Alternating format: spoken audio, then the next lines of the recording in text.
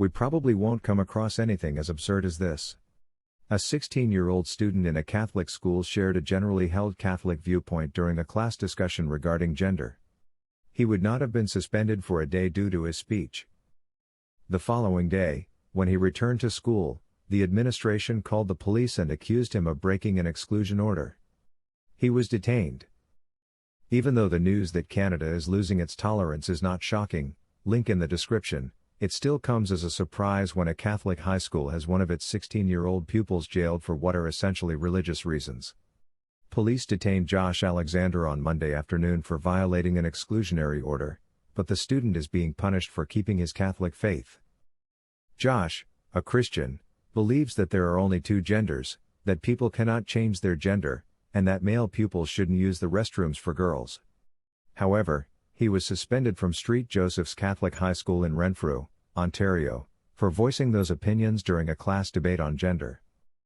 Josh was told he could only return to school if he agreed not to use the dead name of any transgender student and agreed to exclude himself from his 2 afternoon classes because those classes are attended by 2 transgender students who disapprove of Josh's religious beliefs, according to James Kitchen, an attorney from the Liberty Defense Fund who is representing Josh.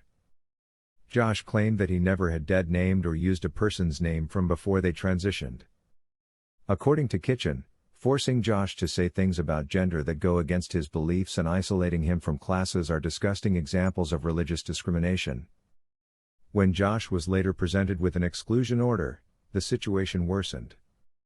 He was arrested on Monday when he attempted to go to school, and the police were summoned. I entered a class I was in. Everyone appeared to be somewhat startled to see me when I sat down. The vice principal came into the classroom to order me to leave in less than 2 minutes, said Josh. When he exited the session, the police almost immediately met me. Josh was taken away from the premises in the back of a patrol car, then released and charged with trespassing. Some may contend that Josh was aware of what he was doing and that his trespassing violated the law, so he paid the price. But do we want to become that kind of society? Are 16-year-olds being detained for attending class after being suspended due to their religious convictions morally right? Was there no alternative? Couldn't the school have made more effort to resolve the issue? Was contacting the police the only course of action? We seem to have reached a point where we are so intolerant that we cannot tolerate students defending their religious views in a classroom at a purportedly religious institution. He might be viewed as problematic. Perhaps his religious beliefs may be as archaic, irrelevant, and downright unwoke. But being a pain in the ass shouldn't be a crime, and we shouldn't make it one by utilizing accusations like trespassing. Josh remarked, I feel like I used to be seen as a Christian kid living out my beliefs, but now it seems like I'm the rebel. The school knows I am not trying to be a troublesome child. The cops are also aware of this.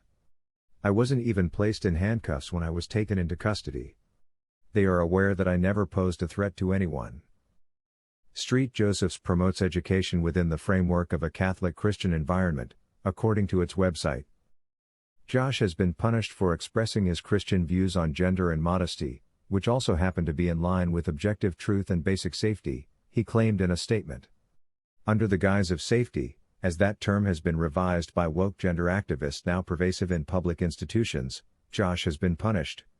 Josh not only has the freedom to speak up in class and in public, but he also has the right to be treated fairly by his school regarding his sincere religious convictions. The worst form of prejudice is being suspended and barred from classes. Even if it means giving up his ability to attend St. Joseph's, Josh will continue to bravely speak up for his convictions, the truth, and for girls whose voices of worry about their basic safety are being drowned out by the indignant gibberish of the woke mob. The Renfrew County Catholic District School Board declared in a statement that it truly respects religious liberty. Our Catholic school board's ideals are fundamentally based on this. Our organization's mission is to educate hearts and minds in the way of Christ and to be an inclusive Catholic learning community. The board stated that it gets its direction on human rights problems from the policies provided by the Ministry of Education and the Ontario Human Rights, OHR, Commission. Following the OHR recommendations, which indicate that transgender people have the right to access these facilities based on their lived gender identity, the organization's restroom procedures are gender neutral. Derek Lennox, the principal of St. Joseph School, declined to grant an interview and stated in an email that he could not do so because the information was subject to the Freedom of Information and Protection of Privacy Act. After all, it concerned a specific kid. The school, in particular the principal, overreacted. As someone who has spent their whole life in education, I think schools should create a secure environment where kids can explore ideas, make mistakes, and grow from them. Western society may be undergoing a significant societal change, that is, gender can be changed. However, we cannot impose this change on anyone, even if it is for the good of society.